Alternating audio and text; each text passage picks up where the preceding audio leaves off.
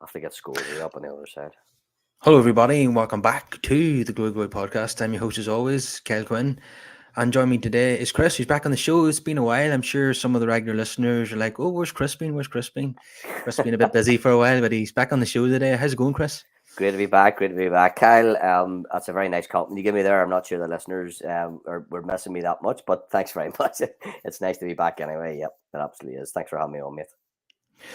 No problem at all. Anyone who's watching this on YouTube will notice that we've got some sky blue up here on the screen, and that's just paying homage to Manchester City's title victory. Not that we're, big City fans or anything, but we're so happy and relieved that Liverpool didn't win the title, and I'm sure all United fans will join us in celebration of Liverpool not winning the title. For so long today, it looked as if the disaster was going to happen, that Liverpool were going to win their 20th title.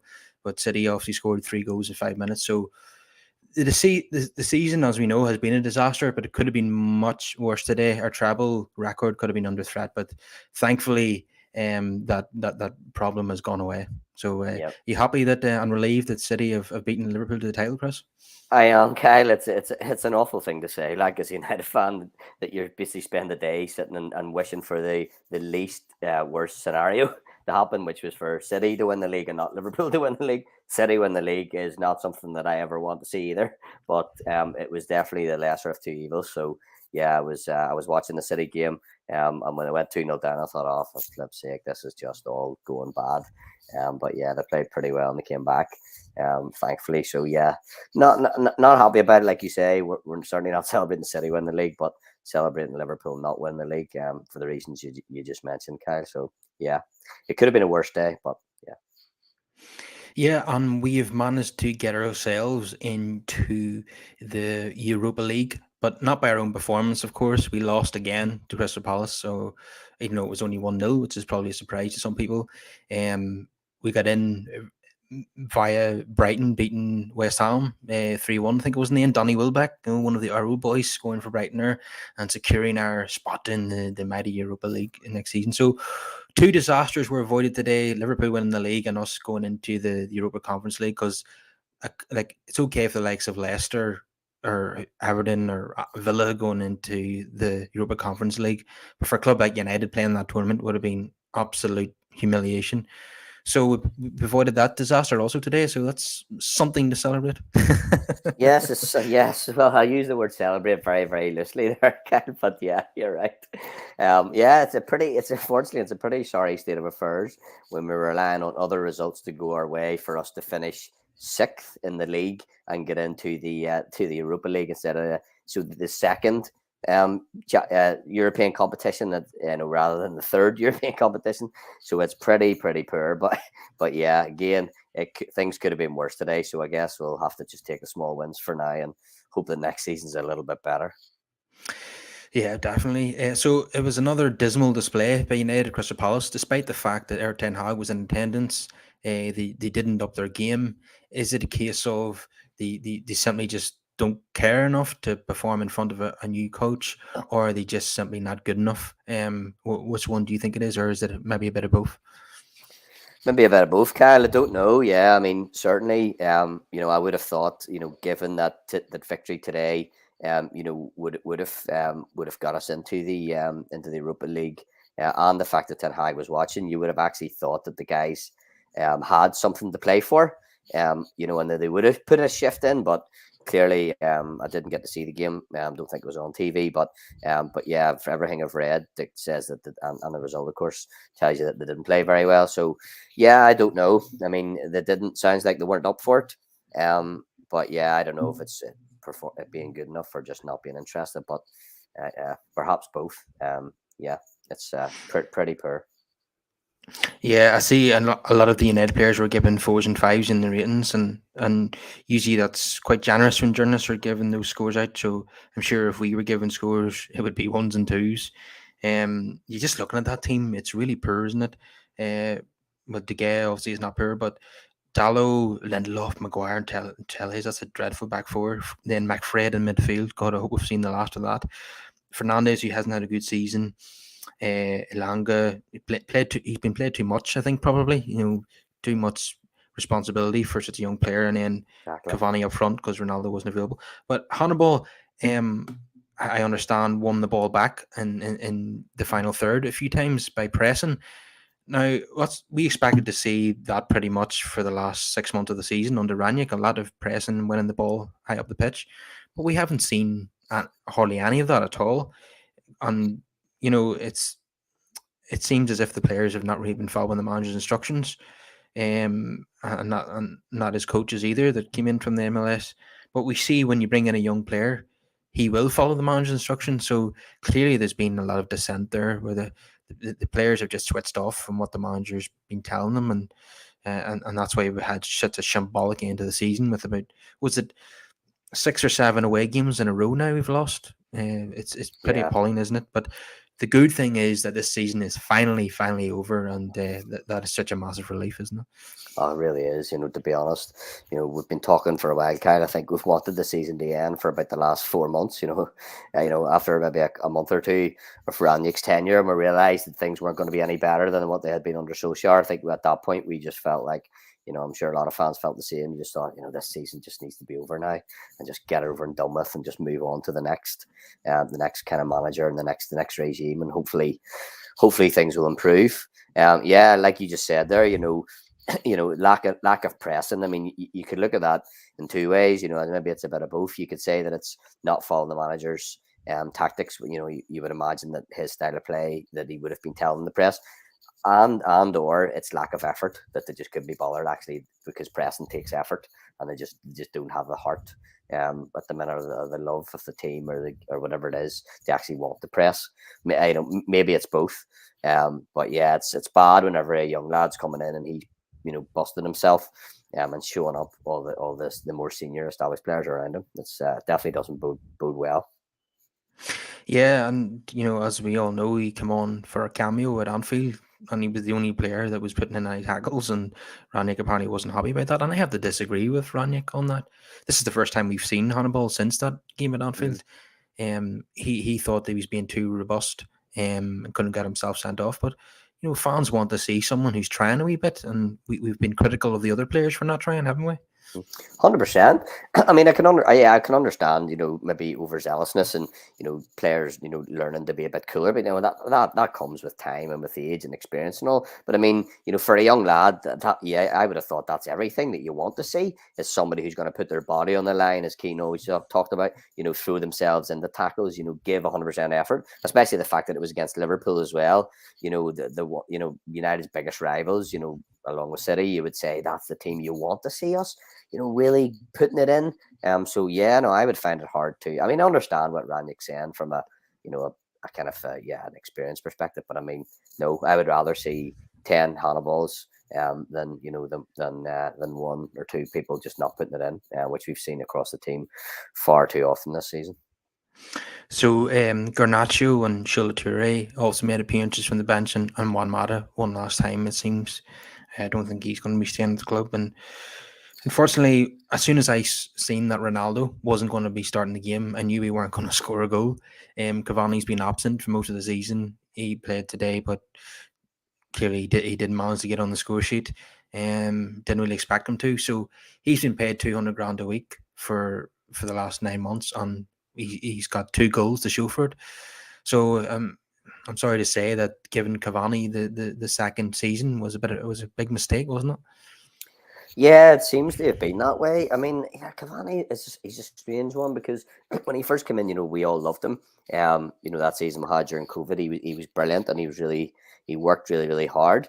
And I mean, I don't know kind of what changed. There's definitely something changed, and I mean, I would have to say that it was something in his mind, as opposed to, well, maybe it was his body, maybe he was just I don't know, slowing down. But I mean, it seems to me like it was more his wish to be there was kind of diminished.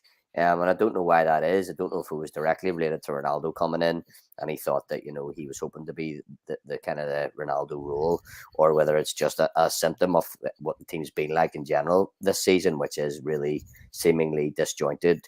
in the dressing room and players not happy, and maybe he's just another one of those that just wasn't happy, and so just hasn't really put it in. But yeah, I know you're right. I mean, he just hasn't been at it this season, and it's no shock that he's going to leave. I mean, a blind man could have seen that coming.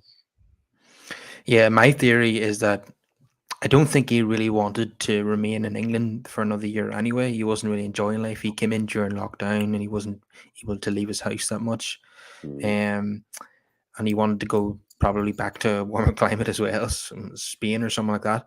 But then he was persuaded to stay because the fans loved him that much, and didn't get to see him much live because of the empty stadiums last season. mm, And then you add into Ronaldo coming, taking his place, taking his shirt number.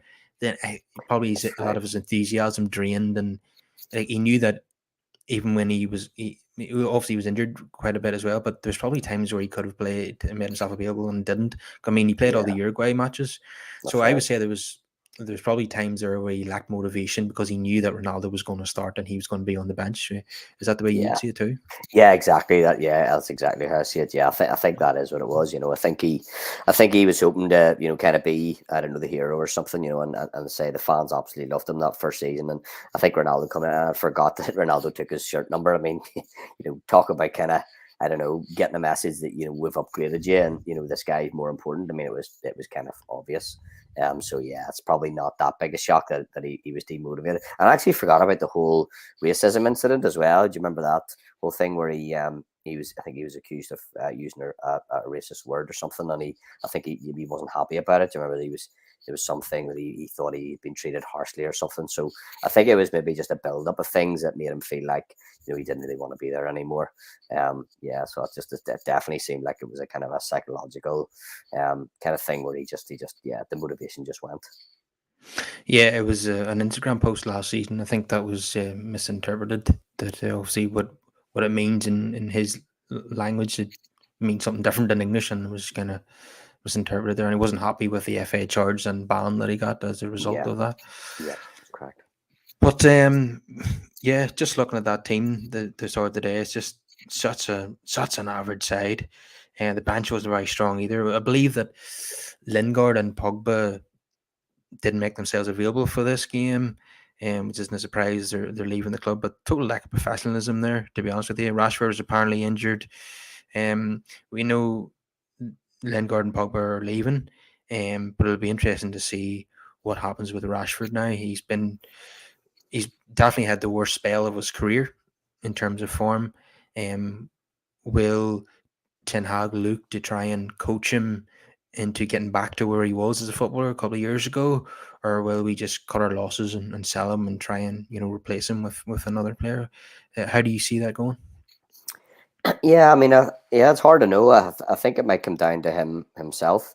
I mean, from Ten Hag's perspective, I would imagine that Ten Hag would want to keep him just because he is, he's got a lot of pace, and we know that he can be a good player when he's on form. I mean, my criticism of Rashford is I always felt that he never matured in terms of his kind of decision making as a player. That he kind of he still looks a bit raw at times for me.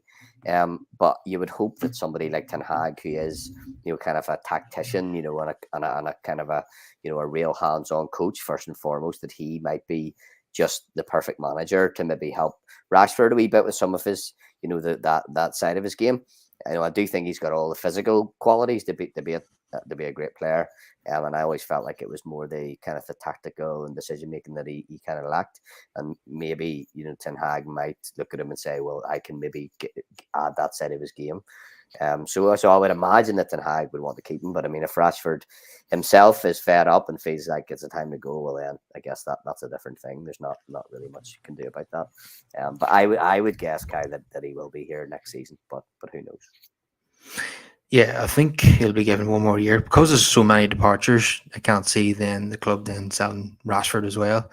I think he'll be given 1 year to turn around. If his form is still in the same place, I think then we'll have to let him go because you couldn't give him his contract will be nearly up by then. You couldn't justify getting him a new deal if he's still in this situation in 12 months' time.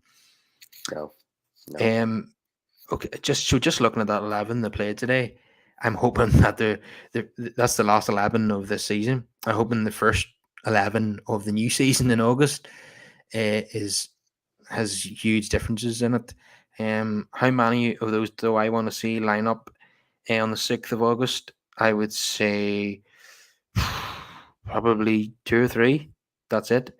Um, so I'm hoping that the team that takes to the field for the first game of the season for 2022-23, I'm hoping that it's at least 7 changes to that lineup we saw today. But yeah, it's hell for 5 or 6 changes to the team. But yeah, we're very very excited now about the summer. Um, we're we've there has been certain links to certain players where we're still not really sure who's coming in at this moment in time. But I'm sure as the weeks progress, we'll get more news on that. So just finally on Ralph Rangnick's tenure, the club have just confirmed officially that he's left the club as a coach anyway. How would you rate Ten Hag's spell as interim manager out of 10? You mean Raniks? Rangnick, yes, Rangnick, yeah. What did I say? Ten Hag. So, oh, No, we'll get you're to all that right. in 5 years' time. Yeah, yeah. So Kyle, Ralph I Rangnick. know, I know you like to be a couple of steps ahead, but I think that's even further ahead than most people. You think, no, I'm only kidding. Out of 10, it's a difficult one. I mean, if you were to ask me, you know, I don't know, if you were to ask, I guess based on purely on how the team performed, which I suppose really is the only metric that really should be judged on. Um, God, it's not going to be good, is it? I mean, you're talking, well, it could be a 4. I mean, the team has been absolutely awful.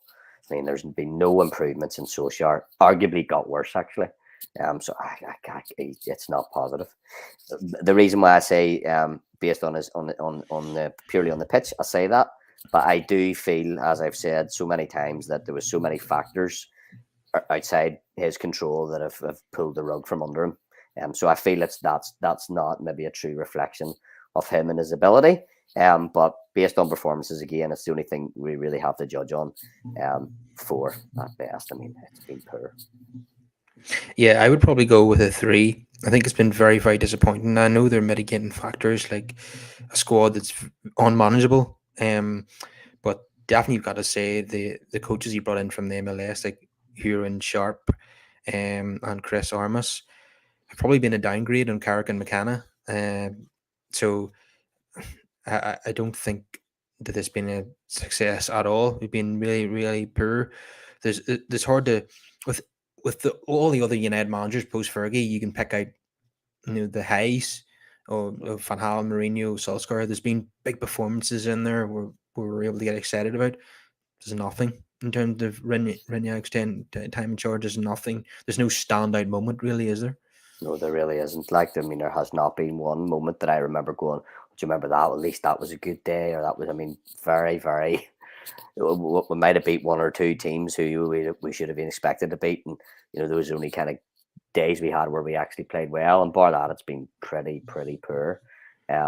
Yeah, I mean, talking about his coaches, yeah, as I was saying the offer, Kyle, again, I partly blame the board for that, because I feel like by giving him a 6-month contract, it was always going to be hard for him to attract top level backroom staff when they knew it was a short-term deal. Anybody who's worth their salt in world football, unless they were planning to leave the club that we're at already, and they were happy to get a big payday, we're probably not going to leave for a 6-month deal at Manchester United. So again, I feel like by the nature of how they did that deal with Rangnick, they kind of set him up to not be able to get top level backroom staff. So again, partly not his fault. I blame the board more than him, but yeah, again, the staff he had in weren't great. So yeah, just not good all round.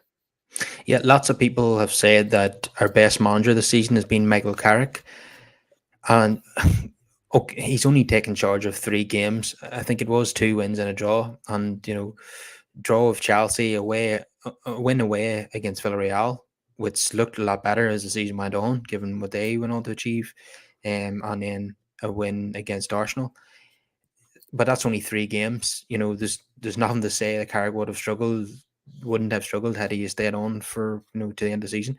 But given how much of a failure the Ranić interim thing has been, I think if we were going to sack Solskjaer after all those horrendous results, should just kept Carrick on to the end of the season. What do you think? Yeah, I agree. I mean, You could argue that it was worse since Solskjaer's gone. So you could say would have been better just keeping into the end of the season, and if it was poor, getting rid of him then, or as you say, Kyle, if we absolutely had to sack him, which I guess at the time everybody, all the fans and everybody felt like we should, then we should have just kept Carrick on. I mean, at the very least, Carrick and McKenna were faces that the players knew, and they were familiar with, and maybe maybe they would have got more out of them. Maybe Carrick and McKenna, knowing the players as well as he did, might have had a better chance of keeping that dressing room a bit more harmonious, rather than Rania coming in and not knowing anybody, and them not knowing him, and the backroom staff not knowing anyone. Maybe Carrick and McKenna would have known the players well enough to maybe know better how to motivate them. I don't know. But certainly you're right. I mean, one way or the other, he should have kept Solskjaer on to the end of the season or sacked him and had Carrick. But the Ranić tenure just has not worked out at all. Or we could have appointed Antonio Conte as a permanent manager. Yeah, And absolutely, look, 100%. You're absolutely right. Yep. and look what happened there. Spurs have finished in the Champions League spots because they got a world class manager in to coach a team who, let's be honest, apart from Kane and Son, it's not a world class 11. And he's got them into fourth ahead of Arsenal and United. So this is what happens when you employ one of the top coaches in the world. I mean, he was more than willing to come and take that United job, as we all know, but Yep. yeah, decided not to go down that road. Didn't think that he was suitable for Man United. So I don't want to dwell on it too much because we've now got a manager who probably fits us more than Conte. Ten Hag obviously plays more of an attacking style of football. Doesn't His focus isn't on defending as much as Conte. So you can understand why the club believe that Conte probably wasn't the best solution because he also has a record for only sticking around for 2 or 3 years as well. And but at that time, yeah, no, I don't think we wouldn't have complained. We probably would have got into the top four. But then there might have been complaints about him playing the back five and being boring to watch. So there would have been pros and cons. But Yeah, ultimately, I'm 100%. happy with what we've got now. Appointing Ten Hag as manager, and his first press conference is tomorrow. The unveiling is tomorrow. So, like I said this morning, that I'm actually more excited about the Ten Hag's press conference on Monday than I am for the Crystal Palace game, and that's pretty much how it's worked out to Crystal Palace. And that was a complete non-event again. And tomorrow morning, I'll be obviously I'll be following that if I can. I don't have MUTV, but for obvious reasons. But I will be taking a keen interest in Ten Hag's first press conference. Yeah, same, absolutely same. Like I said, from the minute that Ten Hag was even floated, or from the minute that we were, even having the debates about Pochettino or Ten Hag, from that point, I think all fans just wanted to get a new man in place and just get this season over and done with. So from the minute we realised it was Ten Hag, I think we're probably all looking forward to the season just ending and him just getting in the door and just get put the season behind us really and just move on. When the club appointed Ranić, they basically they just completely wrote off the season then, didn't they? And they decided that it wasn't that they weren't going to take this season seriously anymore because Ranić he's only coached out of the last 10 years. He's mostly been a director of football, and it showed. He hasn't been able to get a tune out of these players, even though they're very hard to manage, as we all know. But yeah, it's been a complete failure, and glad this is over now. Who would have thought after beating Leeds 5-1 back at the start of the season at Old Trafford, Fernandes getting a hat trick, that this was going to end with us having three managers this season, and it being another complete disaster where we've ended up in the Europa League rather than the Champions League after we finished second twice in a row and then back into the Europa League again. And it's hard to believe that we actually have only failed to qualify for the Champions League 2 out of the last 6 seasons. It feels like we've been in the Europa League a lot more than that. But I think it's because when one of the seasons there, I think it was 2020, 21, we qualified for the Champions League, but we're knocked out in the group stages. Yep. And we ended up in the Europa League again and we got to the final. So that's why it feels as if we've been in the Europa League a lot more, because we obviously finished third in a group and played all the way to the final of the Europa League. So yeah, another season in the Europa League, I'm afraid. We'll have to get used to that Europa League anthem rather than the Champions League anthem. But let's be honest, the quality of our squad at the moment just it wouldn't make any progress in the Champions League, and the Europa League is probably the level that we're at right now, aren't we? 100%. I mean, at the end of the day, it's dictated by the table, and the table doesn't lie. It's a marathon, not a sprint. And it's a league's designed to be like that, so that over the course of a season, the best teams rise to the top, and teams kind of fall where they are, and they kind of average out in their their performances into the positions that they are in terms of levels. And yeah, United are where we deserve to be. But it is, yeah, you're right, Kyle. I mean, you wouldn't have thought that at the start of the season after such a good game against Leeds that this is where we would end up. But it's how it is, and it's where we are. And again, like I say, yeah, maybe it's a good thing, as you say, that we're not in the Champions League next year, because based on how things are right now, it could just be miserable. It could make for miserable watching, because we're not up to challenging, remotely challenging for, even to do well in the group stages against any of the top sides in Europe. So, yeah, maybe it's better off that we're in the Europa League and have a year to kind of consolidate and try and get back again to the Champions League for the following season. But yeah, like I said, my main feeling at the minute is just I feel positive. I'm happy that Ten Hag's in through the door.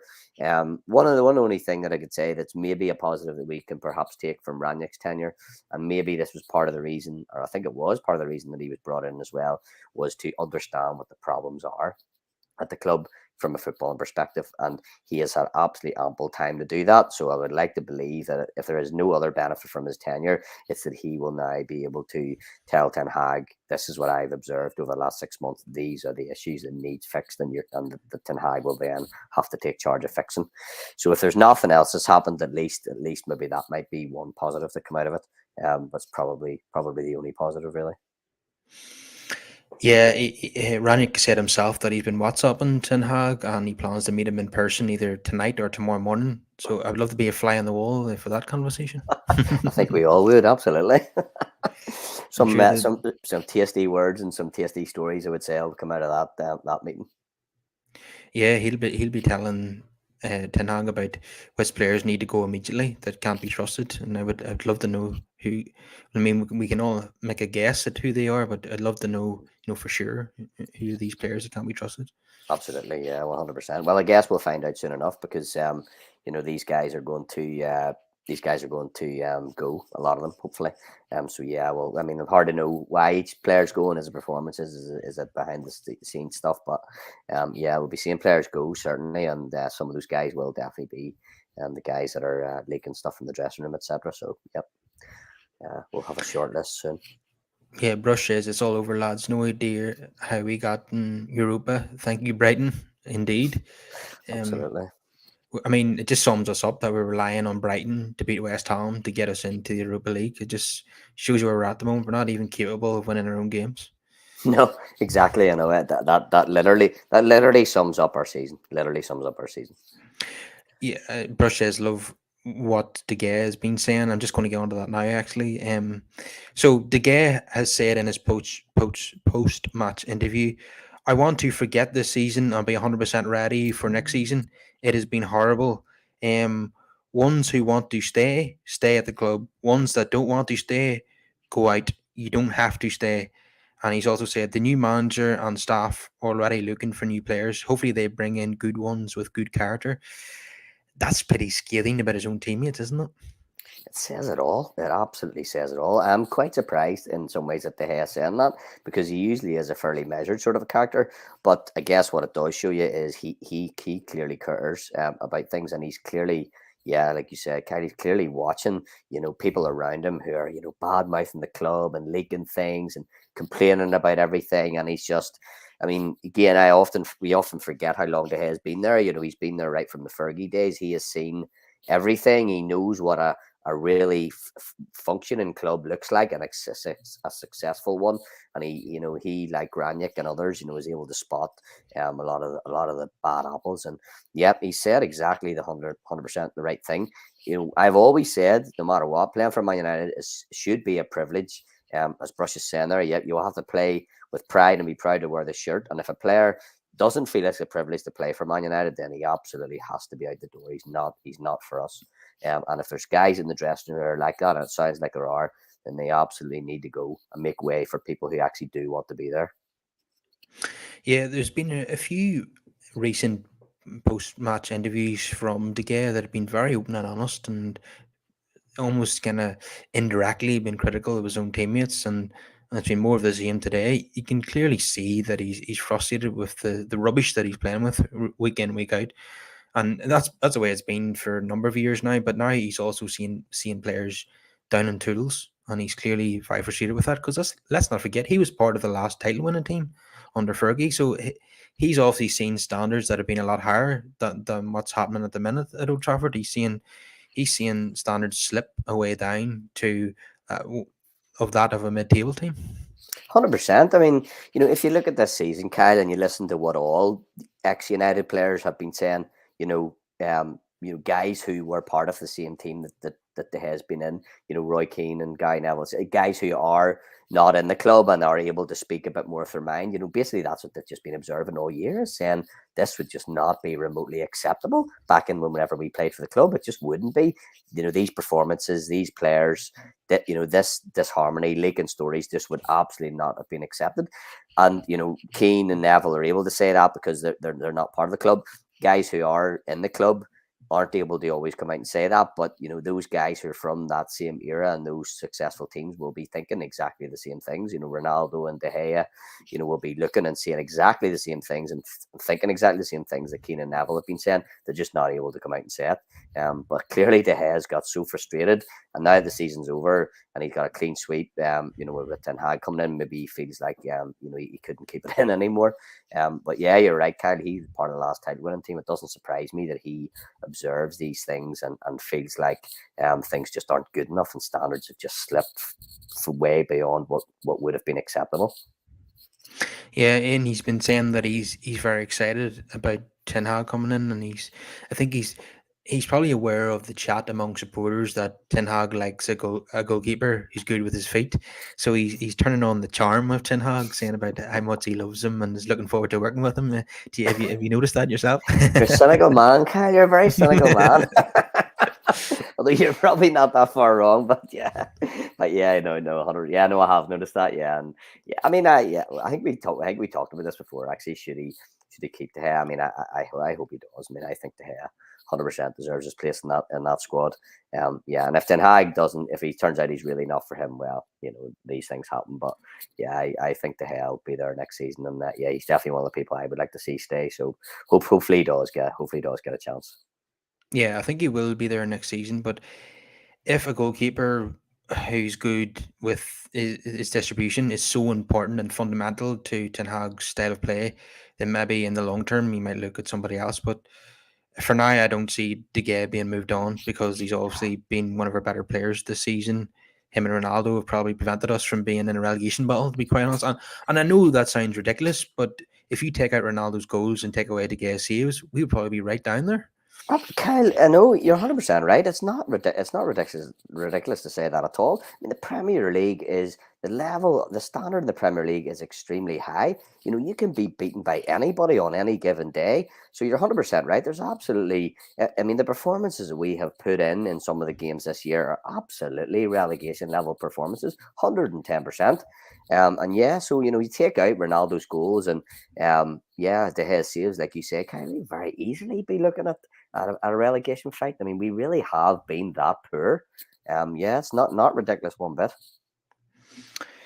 Yeah, and Ten Hag got a taste of it himself. He got a front row seat. He was joined by Van der Gaag and Steve McLaren. He'll be coming back to the club, our old assistant, Fergie's assistant from the treble winning season, and those 3 titles in a row between 99 2001. He obviously has not made much of a success as a number one, but still seems to be a very respected number two. And I think he worked with Ten Hag at FC20. So I suppose it's good from a nostalgic point of view to see McLaren back in the dugout, but a lot of fans still view him as the Wally with the brolly. And how do you see it? Sorry, I shouldn't laugh at that. Yeah, I mean, I'm pretty optimistic. Yeah, I mean, I think it's a good thing. I mean, at the end of the day, Ten Hag's going to be the man making all the decisions. Ten Hag's the buck's going to stop with him.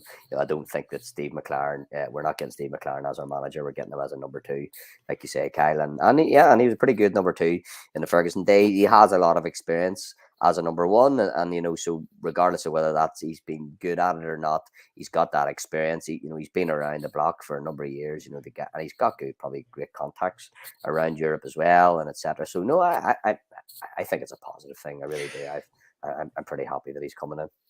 Yeah, people who've been critical of McLaren's appointment, um, there's no need to be concerned because he's not even a number two here. He's a number three. It, Yeah, it, it yeah, appears.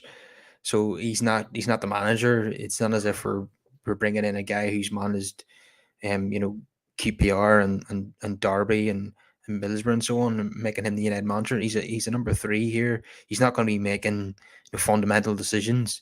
And the most important thing of all is if Ten Hag wants him, then then I'm all for it. See him whatever Ten Hag wants to do with Ronaldo, De Gea, then we all have to get on board, don't we? 100%, Kyle, 100%. You know me. Times you and I have even disagreed because that is always my mantra every time is that a manager has to be trusted, has to be allowed to make his decisions freely.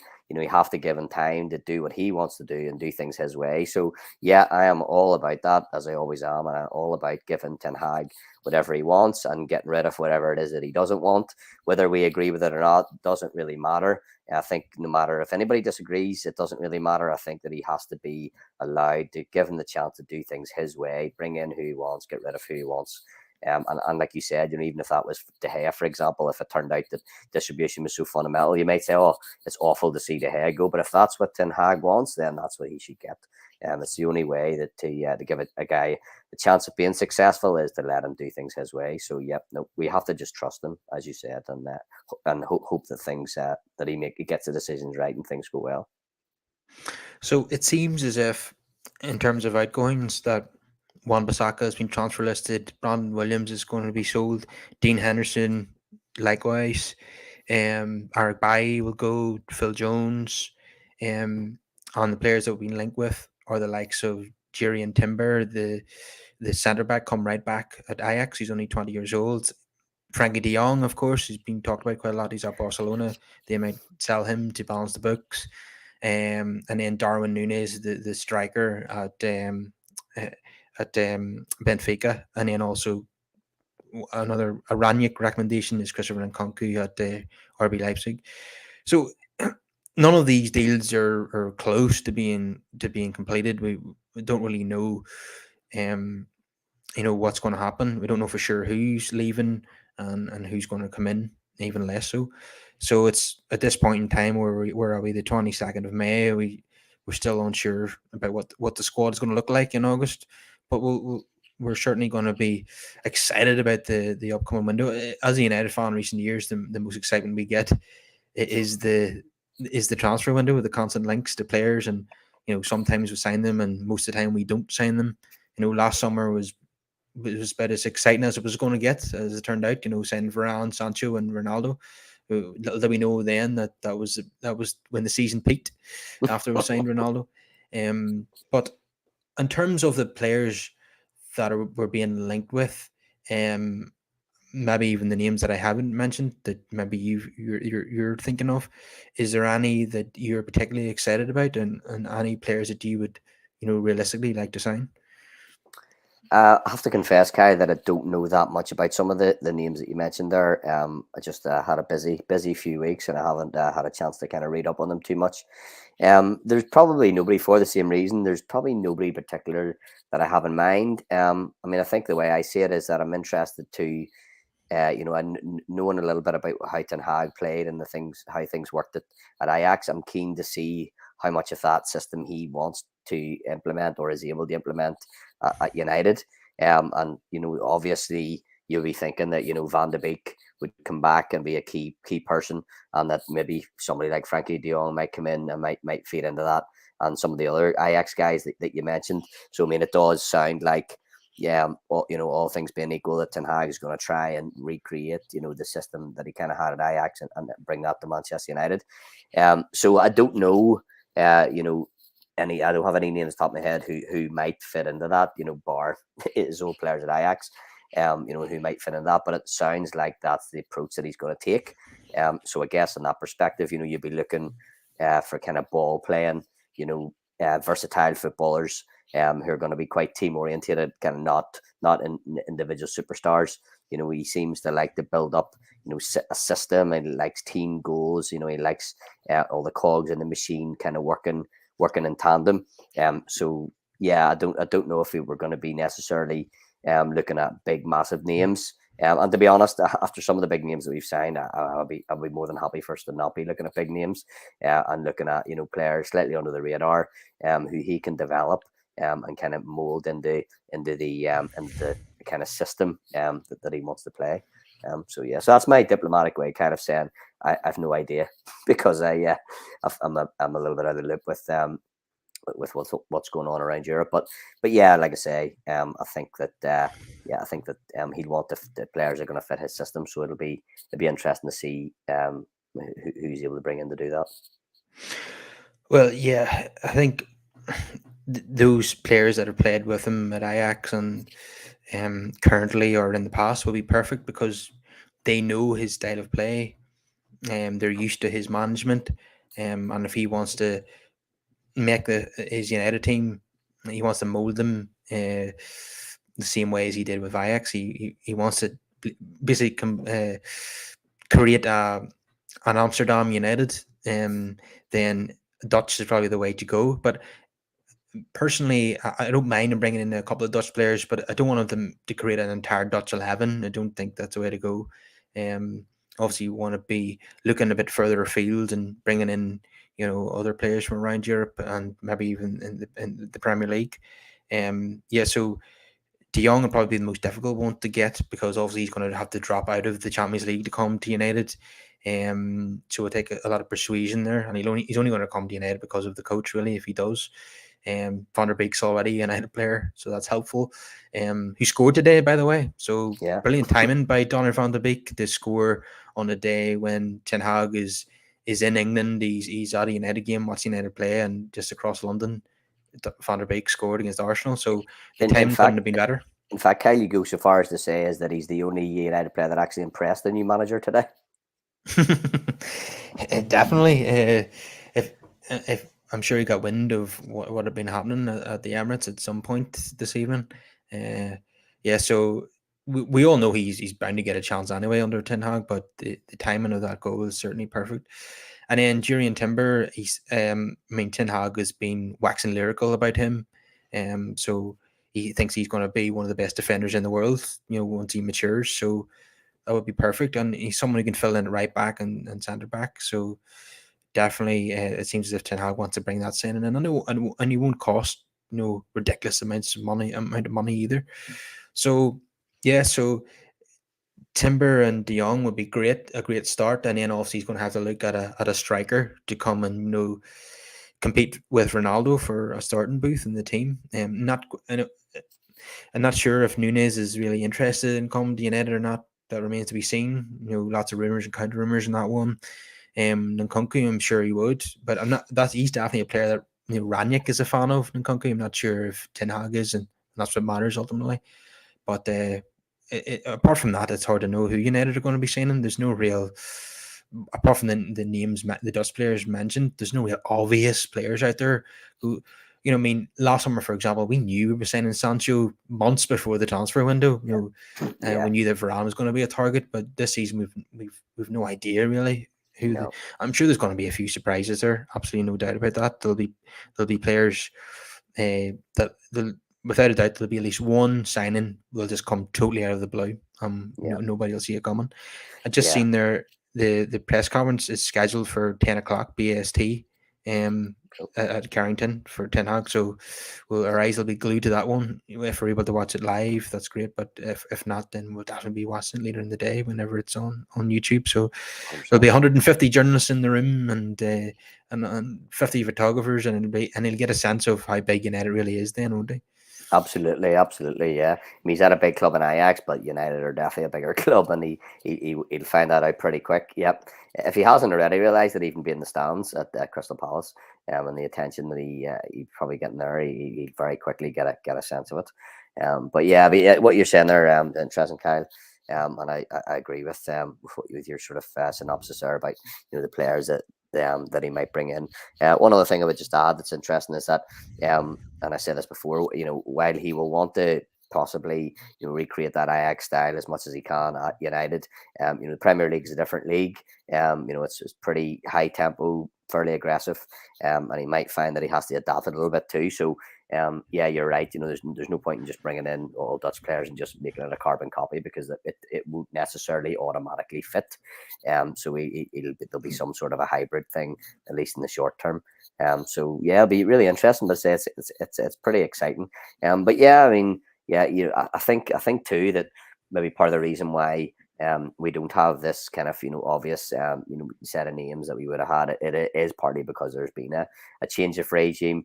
Where until Ten Hag had a chance to give a few names, and it probably wasn't going to be obvious to even anybody negotiating at United, who they were going to be looking for, because they probably needed Ten Hag to kind of give them a bit of a steer, and he's only in through the door. So I think, yeah, maybe in the next few weeks we'll start hearing a few rumors popping out.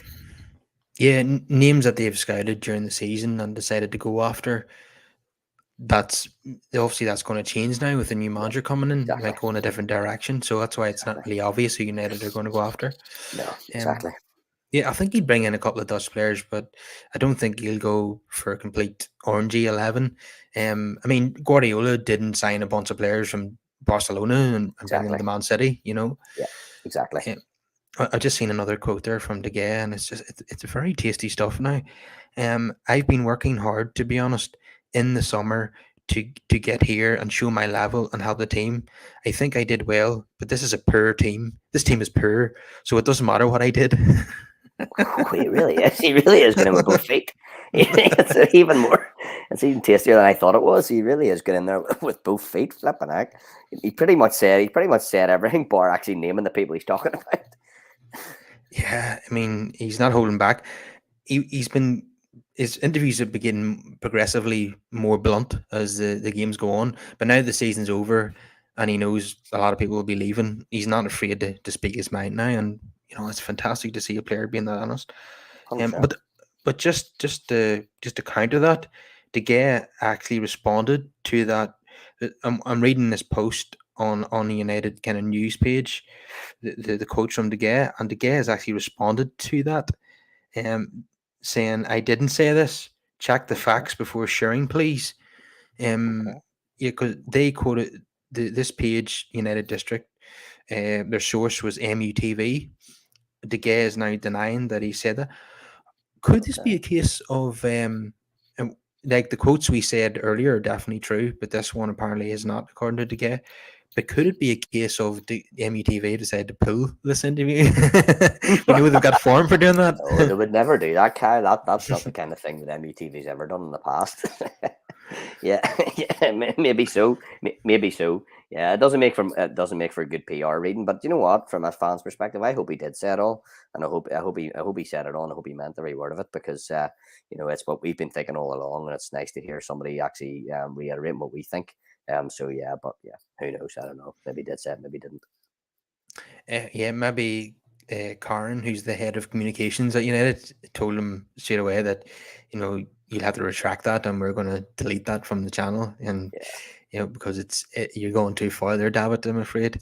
Um, as we know, METV is a bit of a propaganda channel. They always like to pretend everything's rosy in the garden when we know Yeah, it's of not, course. Yeah, and they of don't course. tolerate players being honest. We even go back to 2005, and Roy Keane allegedly was very critical. A lot of his teammates they didn't air the interview, and it was used as an excuse to kind of sack him. So Yeah. we know that's probably a bit much for the taste of those down at METV. Yeah, no, But exactly. I hope it is true. I really hope it is, because I really appreciate that kind of honesty. 100%. I mean, generally, I would say that I like people to be, united, pardon the pun, within the dressing room, and I like them to not air their dirty laundry in public. And I know Ferguson was always one for not throwing anybody under the bus. Well, not generally. I think he once or twice did he get a go at Rooney, but generally, don't throw people under the bus. But it's clear that this dressing room is so disharmonious and so disjointed that actually, I'm glad to hear somebody actually coming out and saying, you know what, I'm not happy with certain people, and I'm not happy with certain things, and I've put it in, and not everybody else has. Because again, he's not saying anything that we don't already know anyway. Bar naming the names, then he kind of hasn't revealed anything that we don't already know. It's just nice to hear that actually somebody within in the dressing room is observing it the same way that the fans are. So yeah, it's not too far from reality to just what he's been saying. Well, somebody then attached the actual clip of the interview underneath the guy's denial, and it does appear like he said that. Okay, it was broken English, but it does seem like he said something along them lines. So it's very, very interesting now that he's apparently said those things about his teammates. He's now trying to deny it, but the evidence is already out there. You can't deny it if there's a video if you said it, unfortunately. So that's kind of No. like it goes. It doesn't matter how many times it's deleted. Once something is out there on social media, as we all know, it doesn't go away. No, it really doesn't. When it's out there, and that's kind of it. Really, there's no taking it back. So yeah, but yeah, like I say, I hope he did say it, and I hope he meant it, because it's definitely how I see things and how most fans will see things. So it'd be nice to hear that somebody in the dressing room feels the same way. Yeah, definitely. He's almost become the voice of the fans in recent weeks, with his post match interviews. So yeah, we're looking forward to the next season of optimism. Now we're just gonna blank this season out, forget about it, forget that it even happened, and move on with optimism for the Ten Hag era, as we hope will continue on for a long time. Yeah, so I can't wait for the first signing. I can't wait for the first departure, and it's going to be an exciting summer. Checking our Twitter feed every 5 minutes and see what's happening. I'm sure we're going to be linked to about 800 players. We'll only end up Most signing likely. 4 or 5, but wonder how many right backs will scout in this window. When they signed Wan-Bissaka, they scouted 804. Would it only be like 604 this time, or Well, if what's the I'm hoping that plans? things are a bit more efficient, yeah, and maybe it'd only be down to 300 or 400. Kyle, all things being well with a new kind of scouting system in place. But yeah, I just love that. I love the way the media goes into overdrive. You throw enough mud at a wall, something eventually will stick, and then you can claim the exclusive at the end of it all. That, Yeah, you heard it here first. But yeah, yeah. it'll be the usual. That's what tabloids do. They link us with absolutely everybody, and then when they kind of they finally hit the bullseye, they'll go back to their article from 2 months earlier. They said, "Well, we told you we put the exclusive on this," but they don't mention all the 800 ones they got wrong. It's Exactly, just exactly. Yeah, that's the nature of tabloid journalism, isn't it? That's just kind of the way it goes. But yeah, you just have to take it with a pinch of salt. yeah. But yeah, So onwards and upwards. Can't wait for tomorrow morning. The press conference. If I'm not able to watch it live, I'll definitely watch it later on in the day. And I hope there's going to be a few interesting quotes in there. They're going to be obviously asking him questions about Frankie de Jong. I'm sure he kind of bat those away like a cricket batsman, hitting the ball at the boundaries. He won't be giving too much away on that one. it'll be the usual. I don't talk about players who play for other teams and have contracts with Yeah, other clubs. It'll be that old chestnut, no doubt. I say yes. I'm a fan of the player. I love working with him, but while he's contracted to Barcelona, I won't be talking about him. Yeah, that's And what then we he'll be do. asked about who's leaving. And will he be stripping Harry Maguire of the captaincy? He'll be no doubt somebody will ask him that there as well.